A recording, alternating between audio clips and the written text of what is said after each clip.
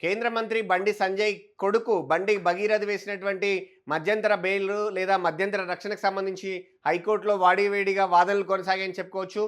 High court vacation bench ముందు ఈ వాదనలు జరిగాయి. బండి భగీరథ్ తరపున సీనియర్ అడ్వకేట్ నిరంజన్ రెడ్డి వాదనలు వినిపించారు.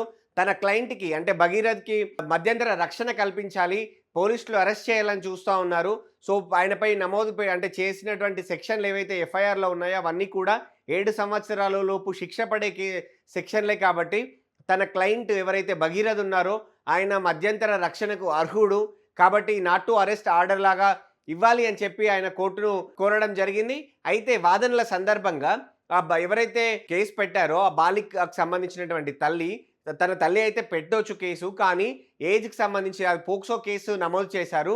కానీ ఆ బాలిక అని చెప్తూ ఉన్నప్పటికీ కూడా పోక్సో కేసుకు సంబంధించినటువంటి సెక్షన్‌లు అప్లికబుల్ కావు. ఎందుకు అంటే తన ఏజ్ 18 సంవత్సరాలు దాటి ఉన్నట్టుగా కొన్ని రికార్డులున్నాయి. అలాగే కొన్ని రికార్డుల్లోనేమో ఏజ్ తక్కువగా ఉంది. సో, అవన్నిటి మీద వాదనలు వినిపించడానికి నేను సిద్ధంగా ఉన్నాను. నా దగ్గర ఎవిడెన్స్‌లున్నాయి. ఒక తర్వాత ఒకటి నేను ఎవిడెన్స్‌లు ప్రవేశపెట్టడానికి సిద్ధంగా ఉన్నాను. కానీ నేనిప్పుడు పూర్తి స్థాయి వాదనలు వినిపించట్లేదు. పోలీసులు ఏదైతే తన క్లయింట్ అయినటువంటి భగీరథ్‌ని విచారణకు రమ్మన్నారు. సో, విచారణకు అటెండ్ కావడానికి ఇప్పుడే విచారణకు అటెండ్ అవ్వడానికి కూడా తన క్లయింట్ రెడీగా ఉన్నారు. కానీ పోలీసులు హార్ష్ స్టెప్ అంటే అరెస్ట్ చేసేయడానికి అవకాశం ఉంది అనే ఉద్దేశంతోటి మేము మీ ముందుకు వచ్చాము. రక్షణ కల్పించాలని చెప్పి కోర్టును నిరంజన్ రెడ్డి కోరారు. అలాగే కోర్టు కూడా ఈ కేసు వెంటనే నమోదు చేశారా? ఏ సెక్షన్ల కింద నమోదు చేశారు అని చెప్పి ప్రభుత్వ లాయర్‌ని కూడా ప్రశ్నించడం జరిగింది. ఆ ప్రశ్నించిన సందర్భంగా మేము ముందుగా ఉన్నటువంటి సమాచారం ప్రకారం కేసు నమోదు చేశాము. తమకు కంప్లెయింట్ రాగానే కేసు తీసుకున్నాము. అప్పుడున్నటువంటి ప్రాథమికంగా ఉన్నటువంటి సమాచారం మేరకు కొన్ని సెక్షన్లు పెట్టి కేసు అయితే నమోదు చేశాము. అయితే విచారణలో ముందుకు సాగుతున్న దశలో అవసరమైతే మరిన్ని సెక్షన్లు పెట్టడం కానీ, కొత్తవి కానీ, లేదంటే ఉన్న సెక్షన్లు మార్చడం కానీ చేయడానికి అవకాశం ఉంది అని చెప్పి ప్రభుత్వ లాయర్ వాదించడం జరిగింది. అయితే ఇప్పటికిప్పుడు మధ్యంతర రక్షణ అవసరం అయితే లేదు. కానీ ఏదైతే మీరు అడుగుతున్నారో మధ్యంతర బెయిల్ అనేది మాత్రం వచ్చే వారంకి వాయిదా వేస్తున్నట్టుగా హైకోర్టు చాలా స్పష్టంగా పేర్కొంది. కానీ మధ్యంతర రక్షణకు సంబంధించి అంటే నాట్ టు అరెస్ట్ లాంటి ఆర్డర్ కోసమైతే నేను కంప్లెయింట్ ఎవరైతే చేశారో వారి వాదనలు కూడా వినాల్సి ఉంటుంది.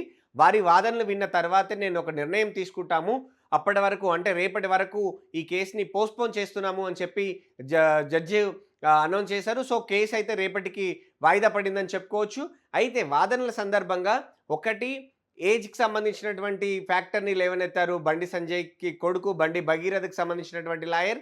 అలాగే రెండోది ఎందుకు ఇంత ఆలస్యం చేశారు అనేది ప్రధానంగా ఆయన ఒక మాట అన్నారు. ఎందుకు అంటే జూన్‌లో రిలేషన్‌షిప్ స్టార్ట్ అయింది. ఏదైతే జరిగింది అని చెప్తా ఉన్నారో ఆ ఇష్యూ అంతా డిసెంబర్‌లో జరిగింది. కానీ 4 నెలల వరకు కనీసం దానికి సంబంధించి ముందుగా పోలీసుల దగ్గరికి రాలేదు.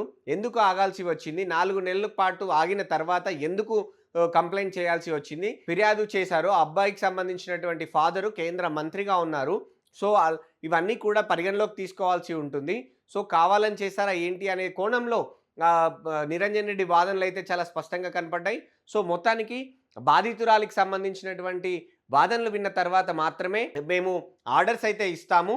మధ్యంతర బెయిల్‌కి సంబంధించి మాత్రం వచ్చే వారం వాదనలు వింటామని చెప్పి కోర్టు చాలా స్పష్టంగా చెప్పింది. సో, రేపు బాధితురాలి వెర్షన్ వింటే అప్పుడు ఆవిడేం చెప్తారు, అసలు ఏం జరిగింది అనేది ఇచ్చేదాన్ని బట్టి రేపు అసలు నాట్ టు అరెస్ట్ ఆర్డర్ కావచ్చు ఏమన్నా వస్తుందా లేదా అనేది చూడాలి. సో, ఇప్పటికే పోలీసులు కూడా భగీరథ్‌కి నోటీసులు జారీ చేశారు. విచారణకు రమ్మని 2 రోజుల పాటు నాకు అవకాశం ఇవ్వాలని చెప్పి భగీరథ్ కోరడం జరిగింది. సో, అవసరం లేదు 2 రోజులు కూడా మధ్యంతర రిలీఫ్ అయితే ఇవ్వము అని చెప్పి పోలీసులు చెప్పారు. విచారణకు రావాల్సిందే అని చెప్పిన నేపథ్యంలో నా క్లయింట్ ఇప్పుడు విచారణకు వస్తారు. కానీ పోలీసులు అరెస్ట్ చేస్తారు అనేటువంటి ఇది ఉంది. సో, దానికి సంబంధించినటువంటి ఆర్డర్స్ కావాలి అని చెప్పి నిరంజన్ రెడ్డి అడిగారు. సో, రేపు కోర్టు ఏం నిర్ణయం తీసుకుంటుందో చూడాలి. బాధితురాలికి సంబంధించినటువంటి వెర్షన్ విన్న తర్వాత మాత్రమే నిర్ణయం ఉంటుంది రేపు అనేది కోర్టు చాలా స్పష్టంగా చెప్పింది.